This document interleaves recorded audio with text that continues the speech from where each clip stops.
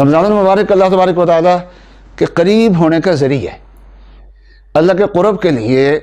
سب سے زیادہ بڑی چیز جو ہے وہ قرآن پاک ہے۔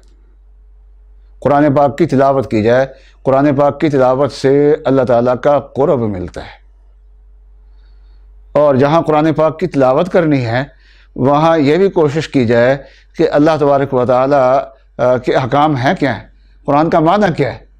قرآن ہم سے تقاضا کیا کرتا ہے، قرآن پاک کو سمجھنے کی کوشش کی جائے۔ اور رمضان المبارک میں جس چیز کی طرف حق تعالی شانہ نے جس نیکی کی طرف خود توجہ دلائی ہے وہ یہ ہے کہ میرے بندے اگر پوچھیں کہ میرے بارے میں تو ان کو کہہ دو کہ میں بہت قریب ہوں۔ اجیب دعوت الداعی اذا دعان، جب مجھے پکارے گا تو میں اس کی پکار کو سنوں گا۔ فلیستجیبوا لی، تو ہم اوقات کو فارغ کر کے اپنے زندگی کے مسائل اللہ کے سامنے رکھیں اور اس کی عادت ڈالیں، اور یہ جو رات کے آخری لمحات ہیں صبح سحر کے وقت، ان کو ٹی وی پروگراموں کی بجائے سحری کے اوقات میں وقت بچا کے کچھ اللہ کے سامنے دعائیں مانگنی چاہیے، اور اسی طریقے سے شام کے اوقات میں اپنا وقت بچا کے افطاری سے پہلے اللہ تعالیٰ کی طرف متوجہ ہو جانا چاہیے۔ اور ایک چیز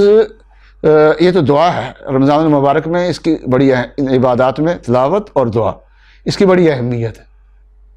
اور دعاؤں میں بھی ایک دعا ہے جو عام دعاؤں سے بڑھ کے ہے، وہ ہے درود شریف۔ درود شریف بھی ایک دعا ہی ہے کہ ہم اللہ تعالیٰ سے درخواست کرتے اللہم صلی علی محمد، کہ اللہ نبی اکرم صلی اللہ علیہ وسلم پہ رحمت نازل فرما۔ اور یہ ایسی نیکی ہے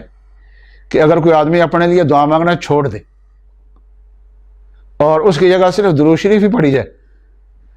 تو نبی اکرم صلی اللہ علیہ وسلم نے دو عظیم فائدے فرمائے ہیں۔ فرمایا اذن تکفی ہمک وتغفر ذنبک، اور اسی کی انسان کو ضرورت ہوتی ہے کہ تیرے جتنے بھی افکار ہیں اللہ تبارک و تعالیٰ تیرے سارے فکروں کی کفایت فرمائیں گے، اور تیرا جو غم ہے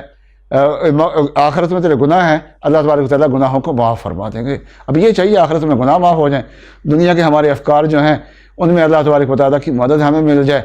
تو درود شریف کا بہت زیادہ اہتمام کرنے کی ضرورت ہے رمضان المبارک میں۔ اور کوشش کریں کہ اپنے اوقات کو جتنا فارغ کیا جا سکتا ہے ان اوقات کو فارغ کر کے کیا ہے کچھ تلاوت اور ذکر،